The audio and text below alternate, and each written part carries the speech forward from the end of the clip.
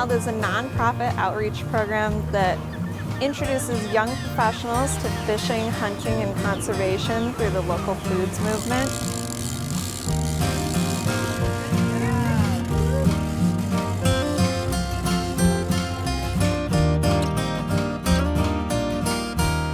We're out here with the DNR in Chateau Grand Traverse. We caught some lake trout. We're hoping to catch some salmon and grill up whatever we catch later on at Interlochen State Park. Chateau Grand Traverse made these awesome wines that give back to the DNR. 50% of the proceeds of these wines are actually going to go right back into the great outdoors that we're enjoying today to help protect and maintain Michigan state parks, trails, and waterways.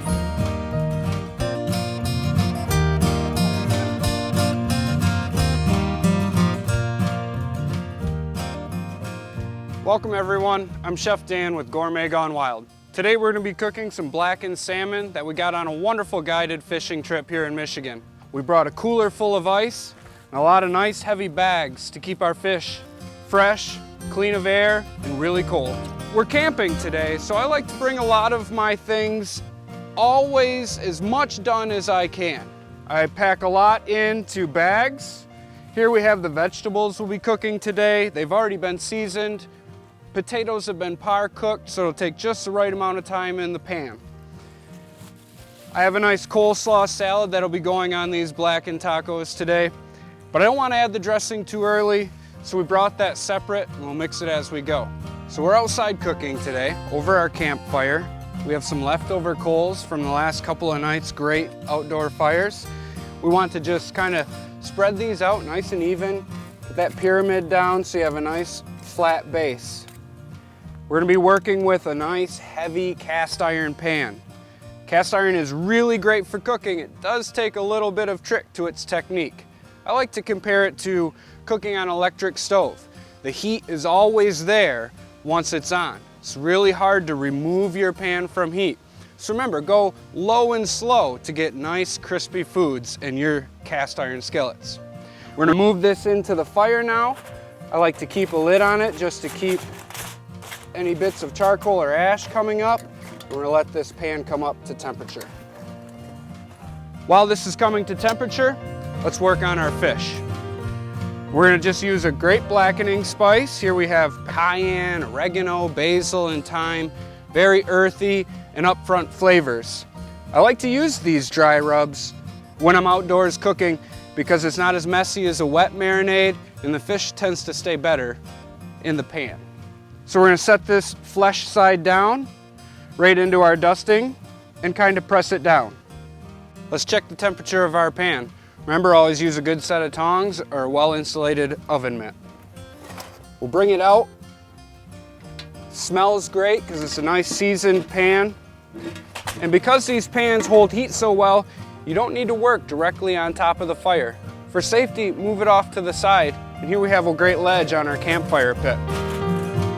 A good 4-second rule is if you can hold your hand about 4 inches above a heat source for 4 seconds, you have about 400 degrees.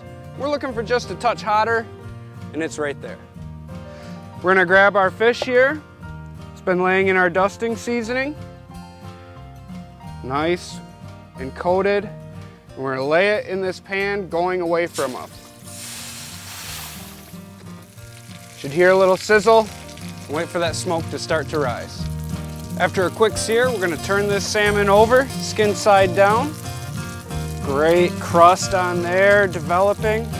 We're going to add our sides, these wonderful roasted potatoes and some zucchini and squash we picked up from the farmer's market.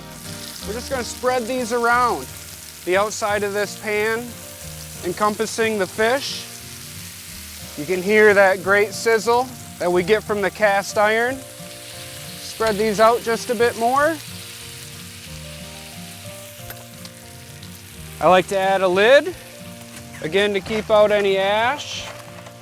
Looks like our fish is just about ready, but we do need a little more time on the potatoes and vegetables.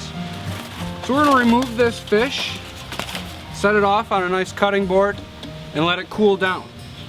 This resting period will help allow the tension in the muscle fibers to relax. so none of the juices and the flavors are squeezed out of the fish by cutting into it too early. So let's get this off to our board, and we'll let these keep finishing. Our salmon's cooled just a bit. I have some bright lime butter here with just some salt and pepper on it. Right before we shred this up for the tacos, I like to just put a little on top, help wake stuff up with citrus flavors. This is gonna make some wonderful tacos here.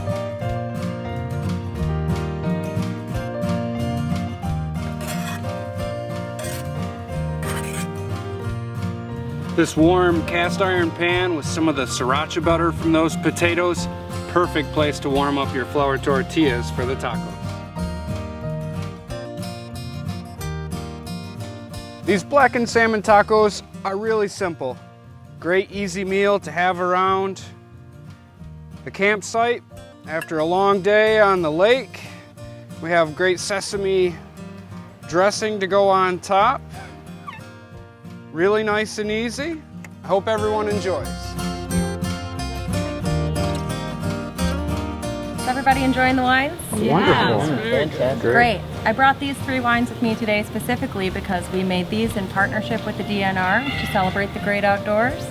So cheers to great food, great wine, and the great outdoors. Cheers. Hi, I'm Alyssa Buck with the Department of Natural Resources.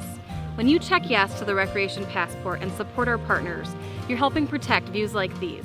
Come enjoy a mid-week camping trip with your family and friends and make lifelong memories.